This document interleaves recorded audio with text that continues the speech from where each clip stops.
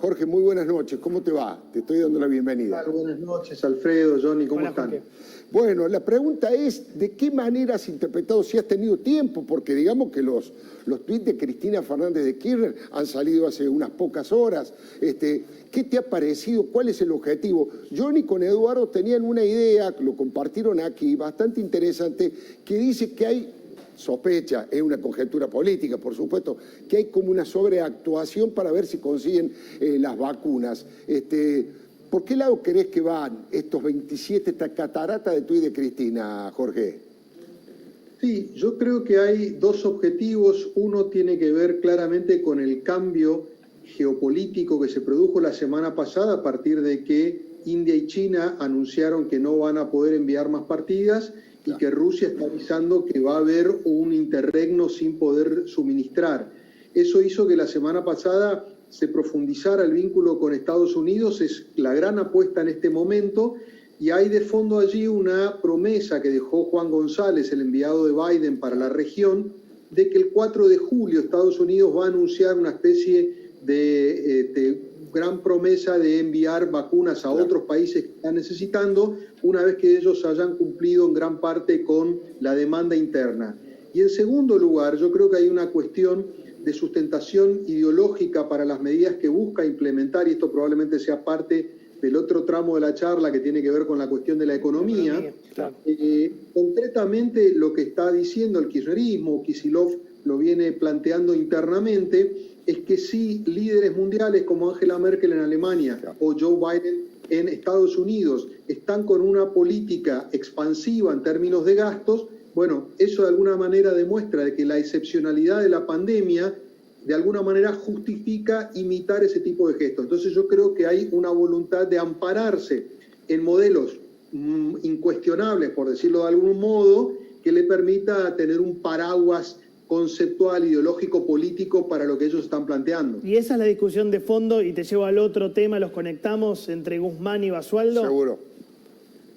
Bueno, yo creo que este episodio puntual respecto de la continuidad de Basualdo, en el fondo lo que está marcando es una disputa muy importante respecto del rumbo económico en general y quién lo maneja, porque la cuestión, como se han polarizado las posturas, está claro que lo que estamos viendo en este momento es la consolidación de un proceso que para mí se inició en aquel discurso de Cristina en La Plata, donde por primera vez hace una mención específica al tema económico y dice que los salarios, los precios y las tarifas tienen que estar en línea, y hace una reivindicación explícita de la política económica de Kicillof 2011-2015. A partir de ahí, yo lo que voy viendo en función del paso de los meses es que esa línea es la que se viene consolidando y la que le viene marcando la cancha a Alberto Fernández y ahora también a Guzmán. Casualmente lo que tuiteó Fernanda Vallejos, que responde al Instituto Patria, ¿no? Claro. En la misma línea de lo que decís vos. Exactamente, yo creo que lo que estamos viendo es la sumatoria de las exigencias de una segunda ola de la pandemia no prevista económicamente, como también tiene deficiencia en el plano sanitario, también en términos económicos. El gobierno sabemos que había planteado que a esta altura iba a estar un alto porcentaje de la población vacunada, entonces no iba a ser necesaria una asistencia tan grande. Eso se está revisando por un lado, y por el otro tiene que ver con la cuestión electoral, que obviamente es un punto central. Fíjate que cuando se habló de tarifas, Kicillof dice el impacto que tiene en el conurbano bonaerense, lo está pensando en términos de electorado. Entonces, lo que estamos viendo acá es que se va a abandonar progresivamente la senda que buscaba plantear de cierto equilibrio fiscal por parte de Guzmán, yo te diría, con mensajes muy claros de la comunidad internacional que él ha colectado en sus recientes viajes a Estados Unidos y a Europa, donde le marcaron que aun cuando se postergue el acuerdo con el fondo para después de las elecciones, era importante mostrar al menos una senda en ese sentido, y por eso él presiona para tratar de tener alguna señal de equilibrio fiscal. Bueno, la respuesta que encontró es totalmente opuesta, Claro. y yo creo que a partir de ahora lo que vamos a ver es un ministro mucho más condicionado. Vos sabés, Johnny, vos sabés, Jorge, que ahora lo voy a hacer en mi columna editorial. Yo le hago un enfoque, tal vez por deformación profesional, un enfoque mucho más político, en el sentido que yo creo que aquí hay un permanente intento de erosionar la figura de Alberto Fernández por parte de Cristina Fernández de Kirchner. No solamente por la presunta interna entre Guzmán y Basualdo, que me parece que a esta altura es apenas la punta del iceberg.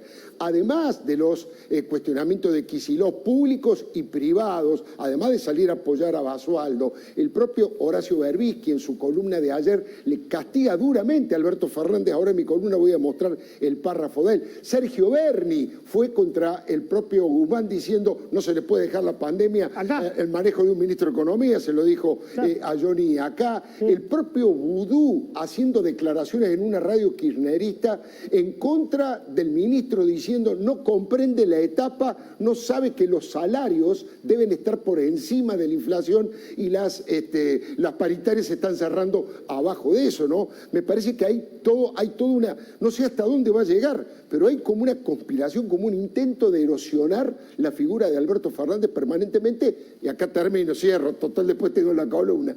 Pero creo que esto lo puede llevar a que los tiempos de Guzmán en el gobierno sean muy reducidos. Lo pusiste vos en el comienzo de tu columna, Jorge, está con un pie afuera, prácticamente se ha quedado muy debilitado. ¿Con qué cara se va a sentar a negociar con el Fondo Monetario ahora Martín Guzmán, no?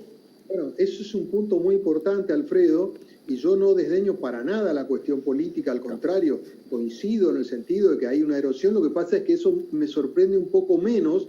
Y es más, me sorprende también poco la reacción de Alberto Fernández, quien en general tiene una enorme plasticidad para reacomodarse y en todo caso tratar de disimular el frente de tormenta que tiene. Me parece que el dato importante en este caso es que también se metieron con el manejo de la economía, que es muy sensible, como igual el tema de la salud. Claro. Y acá me parece que aparece una cuestión, digamos, que es de fondo, que es si Guzmán va a resistir este nivel de presión o no. El fin de semana, y por eso también lo escribí en ese sentido, evaluó seriamente dejar su cargo, claro, porque entendía que condicionado no iba a poder desarrollar el camino que él se había planteado, y especialmente pensemos que este señor después tiene que enfrentarse a acreedores, enfrentarse al Fondo Monetario, al Club de París, claro, y de esta manera quedaría muy devaluado. Me da la impresión de que entre ayer y hoy lo han llamado al orden, le han pedido moderar los tiempos, los modos, bajar un poco el perfil, y me da la impresión de que por ahora, hasta ahora no ha dado el portazo, pero el fin de semana creo que estuvo muy cerca, y yo creo, y agrego un dato más, que en todo caso vamos a ver los movimientos de Guzmán. Si vemos que empieza a aceptar estos condicionamientos, por ejemplo, hoy me decía que en el Ministerio de Economía están preparando algunas medidas adicionales de ayuda social, aparte de lo que le pidió el Cuervo Larroque entre el sábado y hoy. Es decir, me parece que Guzmán está albertizándose un poco para tratar de sobrevivir. Si hace esto, va a quedarse condicionado, devaluado, como les ha pasado. Yo hago esta pregunta a los dos. ¿Qué garantía te da albertizarse? Porque digo, si Alberto no puede echar, con todo respeto al presidente, a un subsecretario de Estado. Ya sabemos que no pudo poner a un ministro de Justicia, lo tuvo que poner a Cristina, a Martín Soria. Ya sabemos que no pudo poner un montón de ministros. Pero ahora, no poder echar a un subsecretario, cuarto orden. ¿Qué garantía te da estar cerca del presidente hoy si no tiene mucho poder político, no? No, te digo más, Johnny. Creo que la proximidad al presidente te da la garantía del desgaste, porque le ha pasado a la mayoría de los ministros que eran del propio presidente. Y Guzmán, recordemos que no era, digamos, de las tribus que integran el Frente de Todos, no tenía un sesgo muy marcado, era un técnico, un académico, que venía de alguna manera a tratar de, yo te diría, inocular el tema económico de las pujas políticas. En el último tiempo se terminó recostando por Fernández porque se cortó la relación con Cristina. Claro. Hay un dato que a mí me parece muy importante, un almuerzo que tienen en Olivos en febrero, donde está Alberto Fernández, está Cafiero, Máximo Massa, y están Kicillof y Guzmán. Y allí Kicillof le hace una imputación directa a la política económica, que lo pone muy mal a Guzmán, al punto tal de que le pide a Cristina ir a visitarla al Calafate para tratar de explicarle lo que él estaba pensando. Y el tema central en esa conversación ya de febrero era el tema de las tarifas. Y a partir de él empieza a sufrir, a partir de ahí, un desgaste y una erosión muy significativa que lo lleva a esta situación de hoy, ¿no? Jorge Eliotti, bueno, Manuel un poco estaba poniendo el acento en las instituciones, en la representatividad de los dirigentes y en la convivencia democrática y no en el apriete y la patota. Eso me parece que también influye y también deteriora la propia calidad de Argentina a la hora de salir a pedir préstamos, a la hora de salir a tratar de conseguir vacunas, a la hora de ganarse el respeto del mundo y de todo el concierto internacional. Eso también tenemos una gran debilidad. No es solo falta de vacuna, falta de dólares, falta de instituciones también. Bueno, Alfredo, yo te agregaría un par de cosas. Me parece que las comparaciones con Estados Unidos son demasiado asimétricas como para tomárselas muy en serio, ¿no?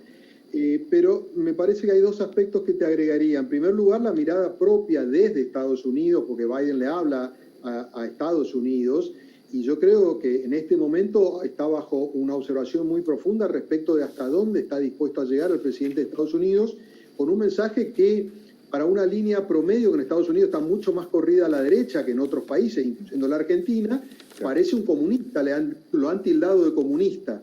A mí me parece que Biden identifica en gran medida que hay una situación social distinta en los propios Estados Unidos que la pandemia ha reflejado, un indicio de desigualdad que era poco usual en los Estados Unidos y que en gran medida ha alimentado esa brecha tan grande en la que se encuentran actualmente.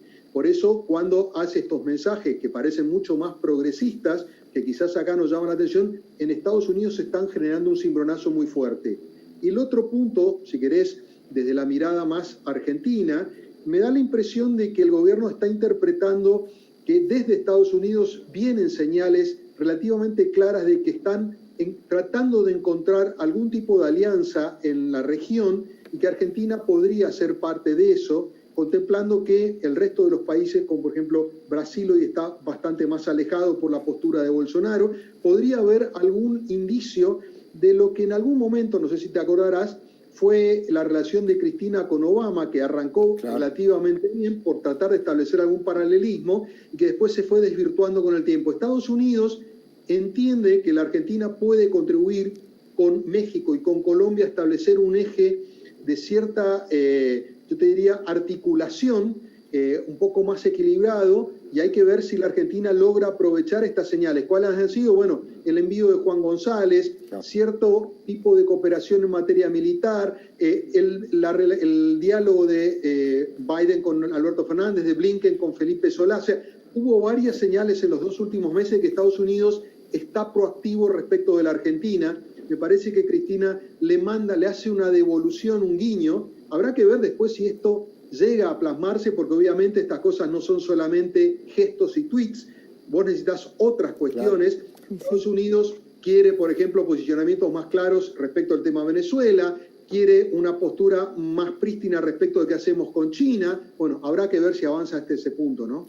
Te aprovecho tu generosidad de estar en el programa, Jorge, y te pregunto, ya que hablábamos del tema institucional, bueno, hoy los distintos medios de comunicación están dando como anticipo, como primicia, que la Corte Suprema de Justicia por 4-0, ya que la doctora Elena Hayton de Nolasco se ha inhibido de participar, le estarían dando la razón al gobierno de Horacio Rodríguez Larreta en contra de las aspiraciones del gobierno de Alberto Fernández. ¿Qué tipo, primero, si estás de acuerdo con esas versiones, que todavía obviamente no son oficiales porque se estima que lo van a anunciar mañana, y qué tipo de repercusión puede tener en la relación entre Horacio y Alberto Fernández? Bueno, mira, la información que tengo es la que ha salido publicada, pero te agregaría un indicio que fue el fin de semana. Rodríguez Larreta evaluó con su equipo la posibilidad de hacer una nueva presentación porque hay un nuevo decreto. Recordemos que el fallo de mañana, si se produce mañana, es por el decreto que ya caducó. Y en esa evaluación, a mí me da la impresión que, digamos, finalmente no hicieron una nueva presentación. Me dio la impresión de que no hicieron una nueva presentación porque recibieron alguna señal de la Corte de que vienen encarrilados respecto al pronunciamiento. Y el otro dato es que la Corte dejó trascender que si bien el fallo es sobre el decreto que ya caducó, sus implicancias abarcarían al nuevo decreto, el que está vigente en este momento, porque se va a pronunciar sobre el tema de la autonomía de la ciudad. Esto naturalmente, si sale tan abiertamente a favor de la ciudad, va a ser considerado un éxito para el gobierno de Rodríguez Larreta, especialmente en la cuestión de las clases, y en todo caso va a generar otra vez un ruido respecto de hasta dónde llega la vigencia de las medidas, los decretos que el gobierno está implementando. Con lo cual, la salida que le va a quedar al gobierno va a ser apostar a ese proyecto de ley que dijo Alberto Fernández que iba a enviar, que para mí va a generar una discusión en el Congreso fenomenal, claro, pero que eventualmente podría blindar al gobierno de estas vicisitudes judiciales. Si el Congreso se pronuncia, yo creo que la justicia no intervendría más porque tendría esa protección legal. Esa me parece sería el camino. Alberto quedaría encallado en la solución legislativa y en la presentación de ese proyecto y eventual aprobación, algo para lo cual falta bastante. Si no, va a estar en este tortuoso camino de renovar los DNU cada 2 o 3 semanas, claro, y someterse a este desgaste que le genera el incumplimiento en la ciudad, el incumplimiento de Mendoza, por ejemplo, que está en zona de alarma y sin embargo está con clases, es decir, a una erosión de las medidas de gobierno otra vez. Sin duda, Rosario, que a través de su intendente Pablo Hapkin le está pidiendo que vuelvan las clases presenciales. Ahora, sigo con el tema institucional y esta te prometo sí que es la última pregunta porque ya me estoy aprovechando de tu generosidad. Primero, ¿qué información disponés vos respecto de las elecciones primarias? Porque hubo idas y vueltas y hay alguien que está levantando una bandera de peligro que no vaya a ser que quieran suspender definitivamente las PASO e vincularlas al mismo día de las elecciones generales y generar de hecho una ley de lemas, ¿no es cierto? ¿Vos crees que hay ese riesgo o no? Mira, Alfredo, en general trato de no tener miradas conspirativas porque termina simplificándonos como periodistas y creemos que la conspiración explica todo. Si vos me hacías esta pregunta la semana pasada, yo te diría que veía encarrilada la conversación con la oposición respecto de postergar un mes las PASO y las generales. Había un acuerdo y es más, esto estaba encabezado por probablemente el ministro que tiene más línea directa con Cristina, que es Guado de Pedro, quien a diferencia de varios de sus colegas, en general interviene poco, pero cuando interviene es bastante asertivo. Y él llevó adelante esa negociación, con lo cual yo te diría que hasta el jueves pasado veía un camino allanado hacia un acuerdo y un cumplimiento de parte del gobierno. La novedad contada la semana pasada por varios medios respecto de que el gobierno no va a presentar un proyecto como estaba estipulado, generó una enorme confusión y yo creo que tiñe todo este diálogo y este consenso que se había logrado, a pesar de todos los problemas que hay con la oposición, en este tema se había logrado un consenso, tiñe de mucha susceptibilidad el tema. Me da la impresión de que allí hubo un freno imprevisto que abre un escenario muy complejo, sobre todo porque a medida que pasa el tiempo, se hace mucho más difícil cualquier otro volantazo que se pueda tomar respecto del cronograma electoral. Entonces, hoy yo creo que estamos en una zona de mucha incertidumbre y de mucho mayor riesgo que hace 4 o 5 días atrás. Jorge Liotti, sos muy amable, muchísimas gracias, felicitaciones nuevamente por tu columna del fin de semana y por tu trabajo de siempre. Gracias por participar del Diario del Leuco. Muy buenas noches. No, por favor, un gusto como siempre, Alfredo, a disposición.